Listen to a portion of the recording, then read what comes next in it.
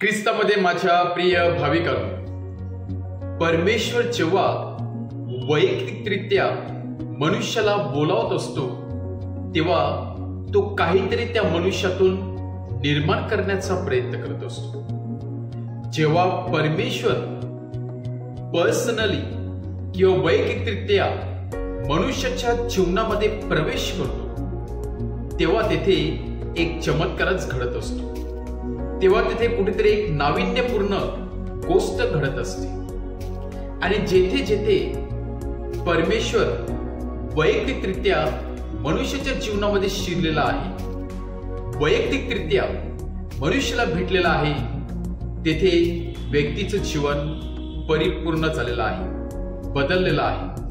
आपण जुन्या करारामध्ये पाहूया, अब्रामाला परमेश्वराने वैयक्तिकरित्या पर्सनली स्वतःहून या अग्नीच्या झोडपातून बोलावलं आणि अब्रामाचं जीवन पूर्णपणे बदललं. मोशेला देखील परमेश्वराने वैयक्तिकरित्या बोलावलं. त्याचप्रमाणे शल्मोनला देखील परमेश्वराने वैयक्तिकरित्या बोलावलं आणि शल्मोनाचं जीवन बदलून केलं.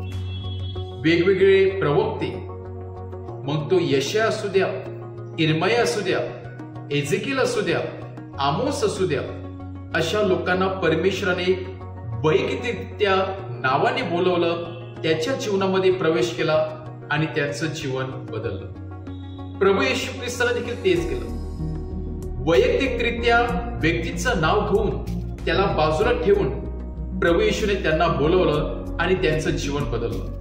त्याच्यामध्ये आपल्या समोर होता जकातदार मॅथ्यू, पेत्र त्याचा भाऊ आंद्रेय, त्याचप्रमाणे योहान व याकोब, शौलाचा जो पॉल झाला त्याला देखील परमेश्वराने वैयक्तिकरित्या बोलवलं. आणि आज प्रभू येशू ख्रिस्त परत एकदा एका आंधळ्या व्यक्तीला वैयक्तिकरित्या पर्सनली बोलत आहे, त्याला बाजूला घेत आहे, त्या गावातून दूर नेत आहे आणि त्याच्या डोळ्याला स्पर्श करून त्याला दृष्टीचं दान देत आहे. यावरून असं समजते की जेथे परमेश्वराची एंट्री होते, जिथे परमेश्वराचा प्रवेश होतो, तिथे नक्की चमत्कार घडत असतो. म्हणजे जेथे परमेश्वर आणि मनुष्य यांची जेव्हा सांगड होत असते, तेथे काहीतरी नाविन्यपूर्ण गोष्ट घडत असते. आणि ही बाब आपल्याला जुन्या करारातील आपले पहिले आई वडील आदाम आणि हेवा याची आठवण करून देत आहे. जेव्हा आदमाला परमेश्वराने मातीच्या गोळ्यापासून बनवलं होतं तेव्हा तो अजून देखील निर्जीव होता, परंतु परमेश्वर स्वतःहून वैयक्तिकरित्या त्याच्या जवळ येतो, आपला श्वास त्याच्यामध्ये टाकतो, त्याला स्पर्श करतो आणि तो सजीव होतो. जिथे परमेश्वर मनुष्याचं मिलन होत असते, सांगड होत असते, तेथे नवनिर्मिती होत असते. आज प्रभू येशू ख्रिस्त त्या आदमाप्रमाणेच त्या आंधळ्या व्यक्तीला स्पर्श करत आहे. जणू तो निर्जीव झालेला होता, जणू त्याची दृष्टी पूर्णपणे नष्ट झालेली होती, आणि आज प्रभू येशू ख्रिस्त त्याला स्पर्श करून एका आदमाप्रमाणे त्याच्यामध्ये श्वास टाकून त्याला नवजीवन देत आहे आणि दृष्टीचं दान देत आहे. आणि जिथे परमेश्वराचा स्पर्श होतो तिथे व्यक्तीचे जीवन पूर्णपणे बदलत असते.